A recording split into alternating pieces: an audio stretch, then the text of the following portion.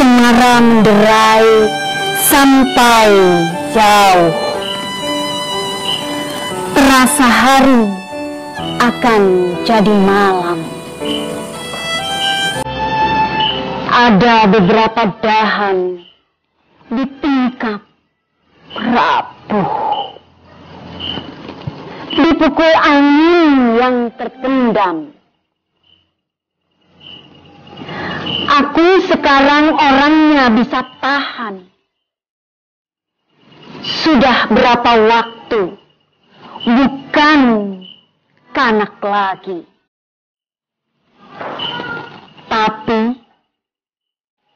dulu memang ada suatu bahan yang bukan dasar perhitungan kini. Hidup hanya menunda kekalahan.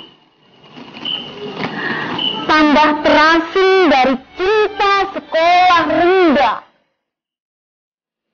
Dan tahu, ada yang tetap tidak diucapkan. Sebelum pada akhirnya kita menyerah. Derai Cemara, Chairil Anwar. Itulah salah satu puisi yang ditulis oleh Chairil Anwar di masa-masa penghujung kehidupannya. Sekarang mari kita ikuti pembicaraan saya selanjutnya tentang Chairil Anwar. Let's go.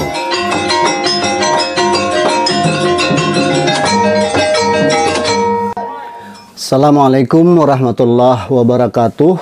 Selamat malam dan salam sejahtera untuk kita semua. Semoga Anda selalu dalam kondisi sehat walafiat, diberikan umur panjang dan kemudahan dalam segala urusan. Sahabat sekalian, senang sekali bisa menjumpai Anda kembali melalui kanal YouTube ini. Masih berbincang tentang Chairil Anwar. Di video kali ini saya akan mengupas kembali seputar proses kreatif kepenyairan dan perkembangan estetik karya-karyanya. Karena itu, silakan siapkan secangkir kopi sambil menikmati ocehan saya. Fakta menunjukkan, sekalipun Chairil tidak tergolong penyair yang sangat produktif dalam berkarya, tapi proses kreatif kepenyairannya berkembang dengan sangat cepat.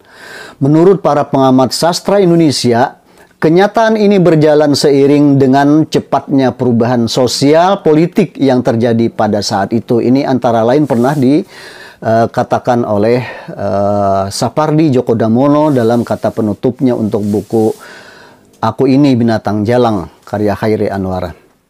Sejarah mencatat tahun 1943 merupakan masa paling subur dalam produktivitas kepenyairan Chairil Anwar.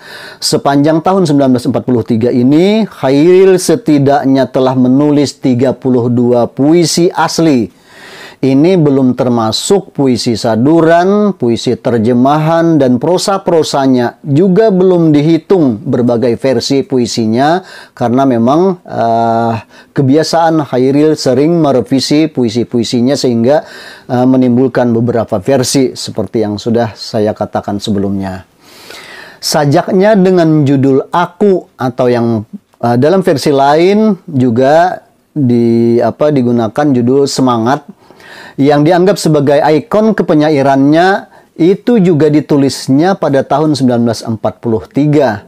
Dengan kata lain, sejak tahun 1943 ini, Chairil bukan hanya menunjukkan produktivitasnya yang tinggi dalam berkarya, melainkan juga telah membuktikan dirinya sebagai penyair terdepan dengan kreativitas dan pencapaian estetiknya yang secara faktual telah melampaui zamannya. Dengan kecerdasan linguistiknya yang luar biasa, sejak tahun 1943 pula Chairil telah memperkenalkan teknik baru dalam perpuisian.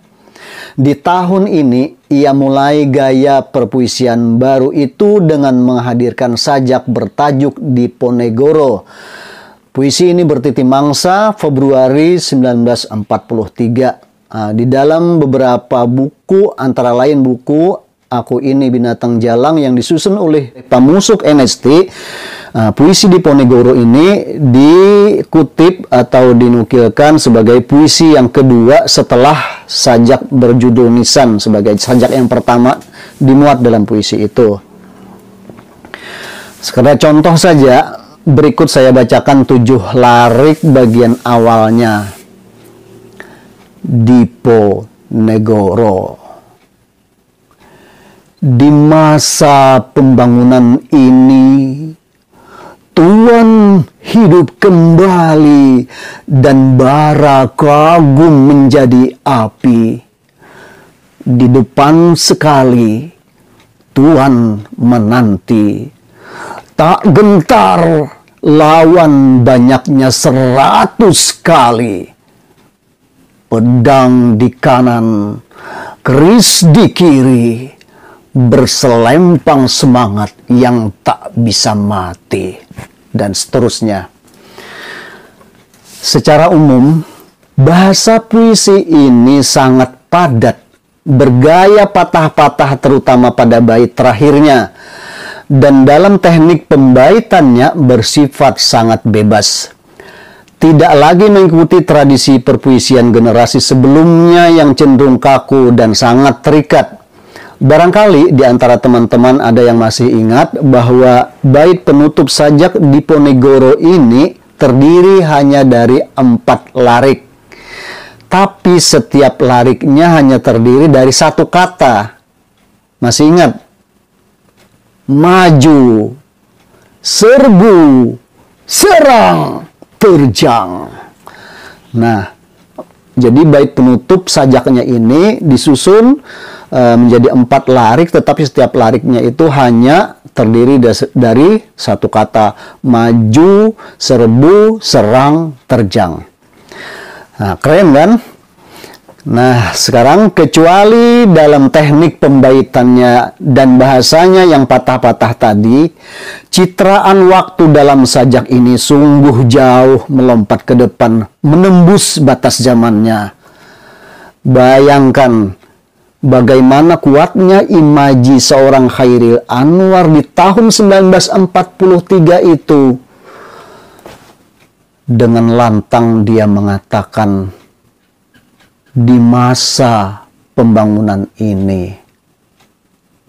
Padahal pada saat itu kita tahu bagaimana situasinya. Secara historis, di tahun-tahun 1943 itu merupakan masa-masa yang penuh gejolak politik. Masa awal pendudukan Jepang di Indonesia dan masa-masa perjuangan merebut kemerdekaan Republik ini. Tapi Chairil Anwar justru sudah mengatakannya sebagai masa pembangunan. Luar biasa. Selanjutnya, masih di tahun yang sama, secara lebih ekstrim lagi, Chairil mengulangi teknik perpuisiannya dengan bahasa yang patah-patah tadi dalam sajak bertajuk 1943. Jadi dia menggunakan angka tahun, judul puisinya 1943. Nah, puisi ini berisi 31 larik, semuanya ditulis dalam 1 bait saja. Jadi tidak ada terbagi dari beberapa bait, semuanya hanya dalam 1 bait. Namun begitu, dari 31 larik tadi, 23 larik diantaranya hanya terdiri dari 1 kata, sebagaimana halnya dalam bait terakhir sajak Diponegoro tadi. Saya bacakan misalnya mulai larik kelima. Jalan kaku lurus, putus, candu, tumbang, tanganku menadah patah, luluh, terbenam, hilang, lumpuh, lahir, tegak, bergerak, rubuh, runtuh, mengaum, mengguruh, menantang, menyerang, dan seterusnya. Nah, Karakter bahasanya yang patah-patah ini memang tidak secara konsisten digunakannya dalam karya-karyanya yang lain. Namun, ciri kepadatan dan ketatnya pilihan kata maupun metafor-metafornya hampir merata dalam keseluruhan sajak yang pernah ditulisnya, terutama setelah tahun 1943 atau mulai tahun 1943 sampai dengan tahun 1949. Sajak-sajaknya semisal lagu biasa, penerimaan, doa, kawanku dan aku, di masjid, selamat tinggal, sajak putih, cerita buat Din Tamaela, yang terampas dan yang putus, dan sederet sajaknya yang lain jelas menunjukkan bahwa Chairil adalah seorang penyair garda depan pada masanya. Namun, sungguh pun hampir semua puisi yang pernah ditulisnya sepanjang masa kepenyairannya secara umum berkualitas sastra yang tinggi, tapi sajak akulah yang dianggap identik dengan sosok pribadi dan spirit kepenyairan Chairil yang penuh vitalitas itu. Sajak ini menyuarakan semangat zamannya. Bersama Diponegoro dan Kerawang Bekasi yang disadurnya dari The Young Dead Soldiers karya Archibald Makhlis, sajak aku pula yang tampaknya paling sering dibaca orang, khasnya dalam arti dibacakan di depan publik atau sebagai dalam ajang poetry reading.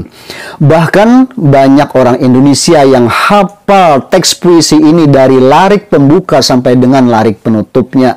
Saya sendiri hafal puisi aku ini sejak kelas 4 SD karena kebetulan pada saat itu saya diminta oleh guru saya untuk mengikuti lomba baca puisi di tingkat kecamatan untuk dalam rangkaian acara Pekan Olahraga dan Seni tingkat sekolah dasar di kecamatan. Sekarang pertanyaannya, mengapa justru aku yang dianggap identik dengan sosok pribadi dan kepenyairan Chairil Anwar? Nah, setidaknya ada dua alasan yang menjadi faktor penyebabnya. Pertama, telinga orang Indonesia sudah cukup akrab dengan sajak Chairil Anwar yang satu ini karena seringnya dibacakan orang dalam berbagai kesempatan, terutama dalam ajang-ajang lomba baca puisi. Bahkan juga di beberapa acara pentas budaya dan beberapa acara sastra budaya lainnya. Nah, yang kedua, teks sajak ini relatif pendek, memiliki struktur sintaksis yang sederhana dan teknik pembaitannya yang renggang, tentu sangat memudahkan orang untuk menghafalnya. Sajak ini hanya terdiri dari 13 larik, bahkan larik ke-10 hanya berisi satu kata, berlari. Namun, sekalipun struktur puisi ini tampaknya sangat sederhana, tapi di dalamnya terkandung makna yang begitu luas dan mendalam. 100 pembaca kreatif mungkin akan melahirkan 100 tafsir yang berbeda terhadap puisi aku ini. Meskipun aku boleh jadi bukan merupakan puncak estetik sepanjang masa kepenyairan Chairil Anwar, tapi sajak inilah yang paling lekat menempel dalam ingatan publik sastra Indonesia, bahkan di mancanegara. Sampai-sampai pemusuk NST, seperti saya katakan tadi selaku editor buku, dengan sengaja mengambil salah satu larik di dalam sajak aku ini untuk dijadikan judul buku yang disuntingnya, yaitu Aku Ini Binatang Jalang, koleksi lengkap sajak-sajak Chairil Anwar 1942-1949. Makanya tidak perlu kita heran mengapa justru teks sajak aku pula yang dipilih orang untuk dipajang di sebuah tembok di kota Leiden, Belanda. Kiranya cukuplah semua itu sebagai bukti-bukti argumentatif tentang kekuatan aku dibandingkan dengan sajak-sajak Chairil Anwar lainnya. Dan karena kekuatannya itulah Didukung oleh beberapa lirik dalam sajaknya yang lain, sajak Aku seakan mewakili seluruh ragam estetika perpuisian Chairil Anwar dalam perspektif yang cenderung monolitik. Hingga sejauh ini, bahkan sudah sejak lama, sosok Chairil Anwar cenderung selalu dicitrakan sebagai si binatang jalang, lengkap dengan seperangkat karakter yang menyertainya, semisal liar, bebas, dekil, urakan, individualis, masa bodoh, di samping juga penuh vitalitas, pemikir cerdas, pembelajar sejati, dan sang pencari nomadis. Selain itu, karena kegandrungannya pada filsafat, khususnya pada filsafat barat, Chairil pun lantas dicap sebagai seorang eksistensialis atau penganut eksistensialisme, terutama berkiblat pada pemikiran Nietzsche. Dengan demikian, lengkaplah sudah gambaran sosok Chairil Anwar sebagai si binatang jalang yang dari kumpulannya terbuang itu. Namun banyak orang lupa, mungkin juga tak pernah tahu, bahwa di antara sajak-sajaknya yang bernada garang itu sebenarnya banyak terselip sajak-sajak sendu, muram, romantis, dan beberapa bernada religius. Maut atau kematian merupakan salah satu tema yang cukup dominan mewarnai banyak sajak Chairil, bahkan sudah mengemuka sejak masa awal kepenyairannya, khasnya seperti yang terlihat dalam sajak Nisan yang dimuat dalam bukunya pada tahun 1942. Demikian pula dua sajaknya yang ditulis menjelang akhir hayatnya, yakni Yang Terampas dan Yang Putus dan Derai-derai Cemara. Di dalamnya sangat terasa betapa Chairil telah menyadari akan tibanya sang maut sebagai kepaktaan paling nyata dan situasi batas yang terakhir. Nah, simak misalnya beberapa lirik awal sajak bertajuk Yang Terampas dan Yang Putus berikut ini.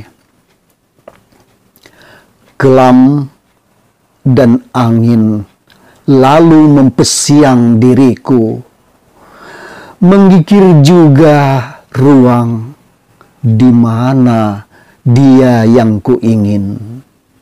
Malam tambah merasuk, rimba jadi semati tugu, dikaret daerahku yang akan datang, sampai juga deru dingin. Sahabat sekalian, faktanya tanggal 28 April 1949, Chairil Anwar mengembuskan nafasnya yang terakhir dan keesokan harinya jasadnya dikuburkan di TPO Karet Bifak Batavia atau Jakarta sekarang. Inilah yang dimaksudkannya daerahku yang akan datang dalam sajak Yang Terampas dan Yang Putus tadi. Sekarang, lebih dari 70 tahun sepeninggalnya, beberapa frasa dan lirik sajak-sajaknya telah menjadi ungkapan umum, semacam kata-kata mutiara yang bebas digunakan oleh siapa saja. Ungkapan-ungkapan tersebut sering dikutip dalam berbagai wacana dan kesempatan, tak peduli penempatannya lepas dari konteks sajak-sajaknya sendiri. Larik-larik semisal, aku ini binatang jalang, aku mau hidup 1000 tahun lagi, kami cuma tulang-tulang berserakan, mampus kau dikoyak-koyak sepi, sekali berarti sudah itu mati. Hidup hanya menunda kekalahan, sebelum pada akhirnya kita menyerah. Dan beberapa lirik sajaknya yang lain kini sangat familiar di telinga kita, sebab kutipan-kutipannya banyak kita jumpai dan berseleweran di mana-mana, apalagi di media internet atau di dunia maya. Semua itu jelas membuktikan bahwa Chairil Anwar bukan hanya diakui sebagai seorang penyair besar, tapi karya-karyanya memang sudah menjadi bagian dari kehidupan kita, menjadi milik kolektif bangsa Indonesia.